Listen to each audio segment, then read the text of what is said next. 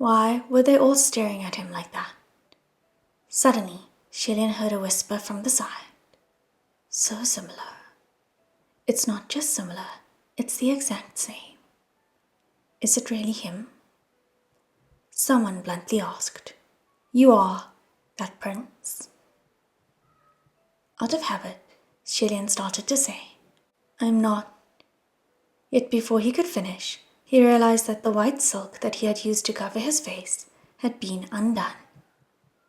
In this moment, the thing that had him completely tied down was that exact white silk. His face was now fully exposed in front of the crowd before him. Shilling's heart felt as if it was dangled by a single thread, but he steeled himself and met those gazers. He didn't know if it was just his imagination, but he saw a tinge of suspicion stirring inside the looks that they gave him.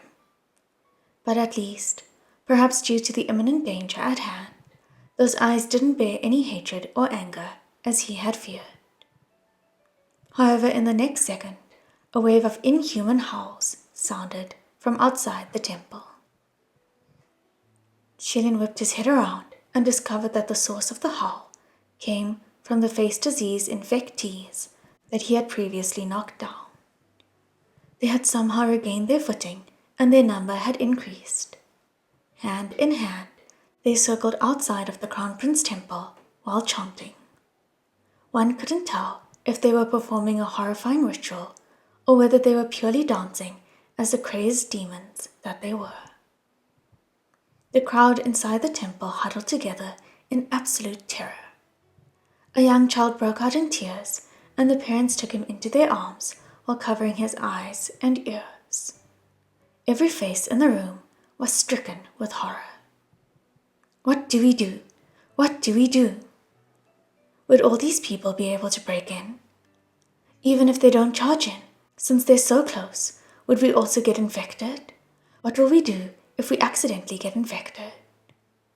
Shilling fought against his bindings, but he wasn't able to loosen them in the slightest. It seemed that this white silk had already been tampered with, and had probably been injected with spiritual power. With veins visibly seen on his forehead from the continuous struggle, he roared, "White, no face." No response came. Instead, an icy cold hand patted his head. Shilling froze, goosebumps rising. The scene that he saw as he turned his head made him paralyzed.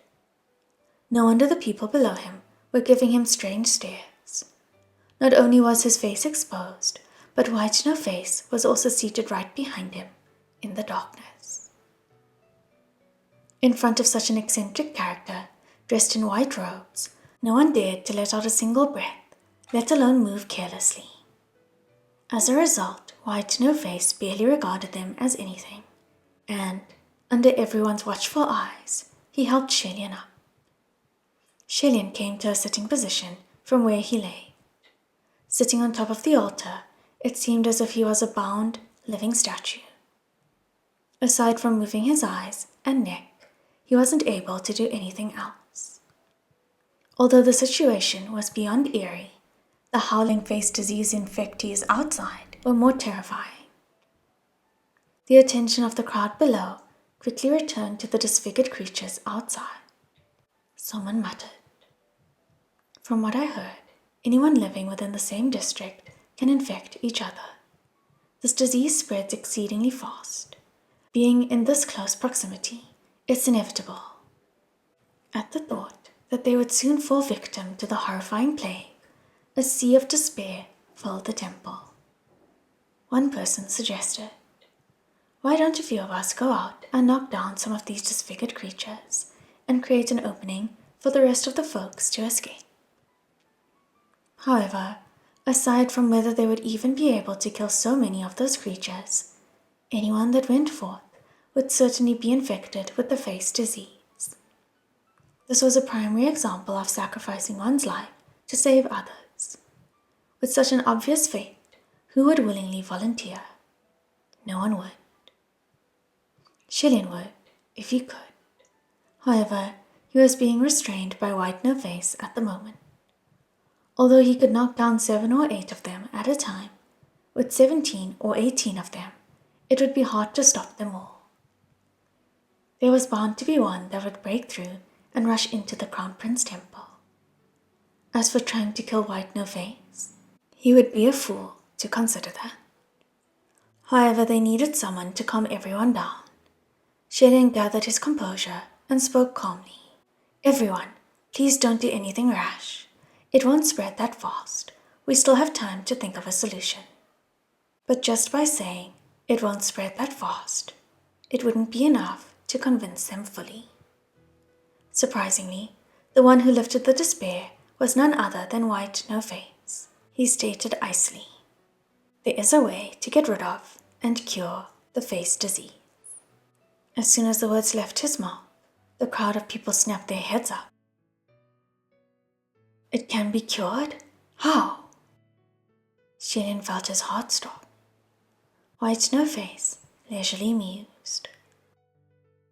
"Why don't you ask His Highness? His Highness knows the method." All of a sudden, the 100 pairs of eyes zoomed in on Shilling.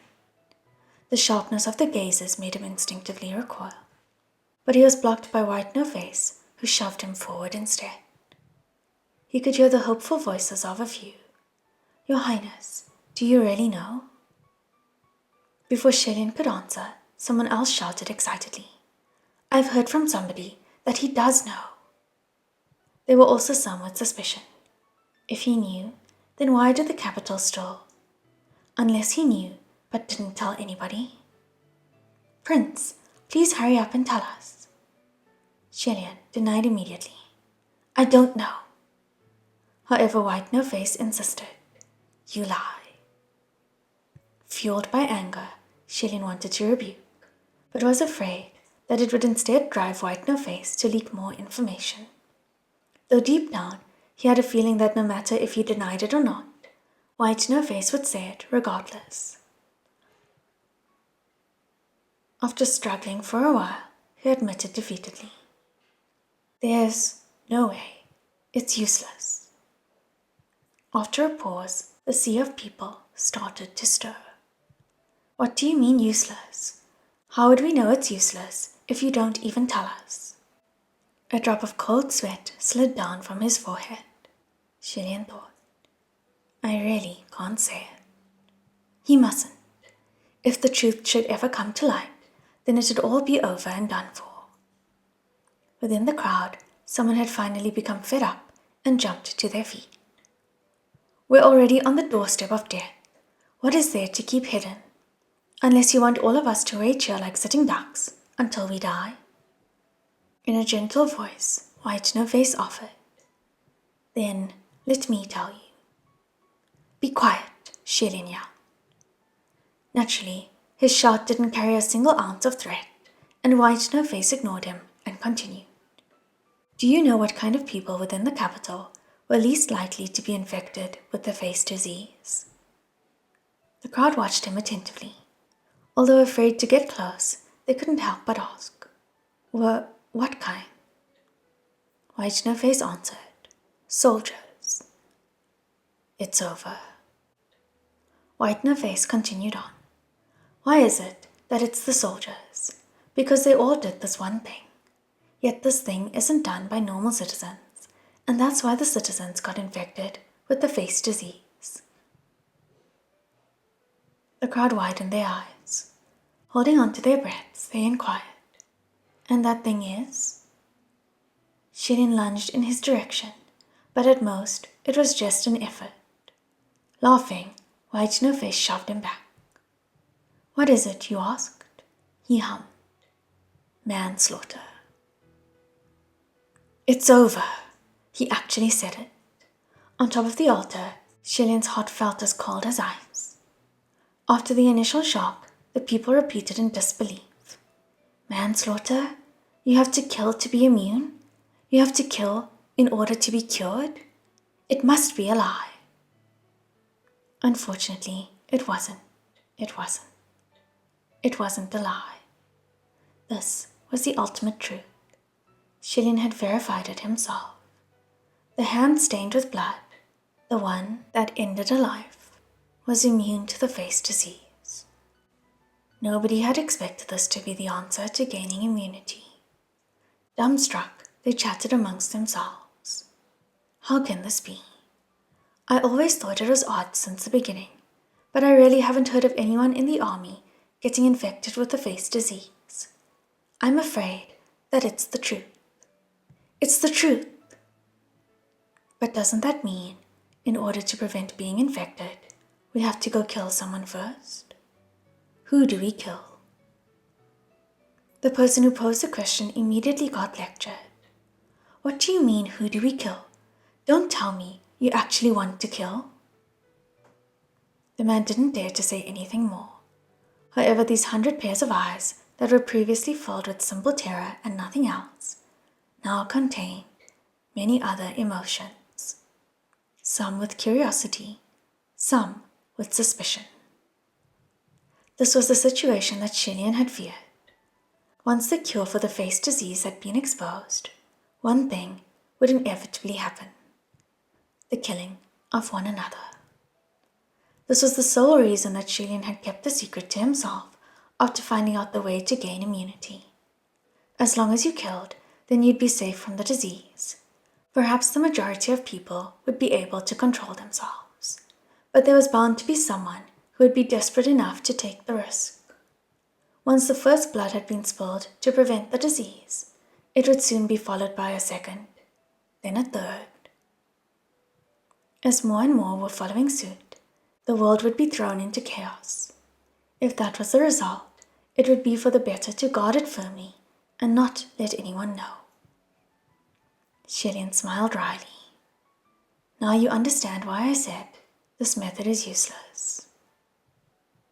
The crowd was silent. Shilling sighed and gathered his spirit. With a gentle tone, he soothed. No matter what, please stay calm and don't act rashly, or else you'll play right into this creature's hands. Amongst the crowd, there was a couple that looked to be of noble status. With the child wrapped within her arms, the woman wailed. How did it turn out like this? Why did it come to this point? Why does it have to be us of all people? We never did anything wrong. A nearby person snapped back. Cry, cry, cry. What are you crying for? All you know is cry and cry. No one here did anything wrong. You think you're the only unlucky one? The wife retorted angrily. What? You're not even going to let people cry? What's the use of crying to the point that it turns into a nuisance? You might as well shut your mouth. It was unbelievable that a fight could break out for such petty reasons. With everyone on the edge of an emotional breakdown, a small touch would set fire immediately. Shilling was quick to pacify. Stop arguing, stay calm. Only a calm mind will bring the solution. However, the more he tried to calm the crowd, the more agitated they became. Stay calm? How can we be calm in this sort of situation? If you're so calm, why don't you think of something? Let's see what you got. Shilling was silenced by the question. What kind of solution was there? None. He dug through his mind desperately for an answer, even to the point where he felt as though his mind was on the verge of exploding. But he wasn't able to think of any way to resolve the situation in front of him. Suddenly, he felt a pinch on the side of his cheek. A hand cupped his face and twisted it to face the audience below the altar. Shilling widened his eyes in confusion. An icy cold voice sounded behind him. Who to kill? Upon seeing this face, do you still not know who to kill? With such a question being asked, not only did the movement stop from below the altar, but even the ring of ghost fires that hung from above had halted. White No Face reminded them softly. Did you forget? He's a god, which means... Before he could hear the rest, Shilling felt a wave of coldness wash over his chest. Stunned, he gazed down and saw the tip of a pitch-black sword pushing out from his abdomen. The blade was long and slender. its body colored as deep as black jade. The ridge reflected the light in the form of a crisp silver line. The cold steel was every bit as dangerous and icy as the coldest winter night. It was without a doubt a rare and treasured sword, the exact kind that Shilling would rack his brains on obtaining and never let leave his grasp. Unable to move his gaze from it, the tip of the sword started to slowly inch back until it disappeared from his abdomen once again. His body is immortal, White No Face finished. Before anyone had the chance to react, White No Face tossed the blade toward them. There was a clang. The point pierced the ground and stood tilted before the numerous pairs of eyes, its thick, frigid aura slowly seeping out. A rush of blood rushed up his throat, and the ball of ghost fire flew to him, as though trying to cover his wound. Shilling choked on the blood and grimaced. You! There were lights dancing in front of his vision, and as if suddenly enraged, the ghost fire shot straight at White No Face. However, the ghost caught it effortlessly and held it captive within his palm. Take a good look, he said. In the next second, with his other hand, he yanked Shilling's face to face him. What about me? Aren't you the one who proclaimed that you wanted to save the common people? Shilling reasoned. But he never thought that under this type of situation, he would use this sort of method to save people. Below the altar, there were already people who were scared to tears by the bloody scene, but there were also others who daringly watched on. He would really not die? It's true, take a look. There's barely any blood. He's still alive and breathing, just as before. Shilling was racked by another intense, painstaking cough. Someone clarified. So in other words, even if we kill him, he wouldn't die? That's great. The one who cheered got scolded. Great? What's so great about this? The scolded person said quietly, since he wouldn't be able to die, then don't we now have a solution? But to stab someone, that's too... But he's a god. Even if he's stabbed, he still wouldn't die. We're just common folks here. If we were to get infected with the face disease, then our fates are sealed. Watching the struggle unfold, White No Face mocked. The common people are here, waiting for you to save them. Please, go ahead. Flames of anger lit up in Shilling's eyes. The only way to save the common people is to eradicate a twisted monster like you. White No Face sneered. What's the matter? Your Highness, didn't you confidently say that you won't be able to die? You couldn't possibly be scared now. Since you won't be able to die, then sacrifice yourself and relieve the suffering of others. Isn't that a delightful thing? Shilling spat. Was this your plan all along? You think that everyone in this world is as sadistic as you?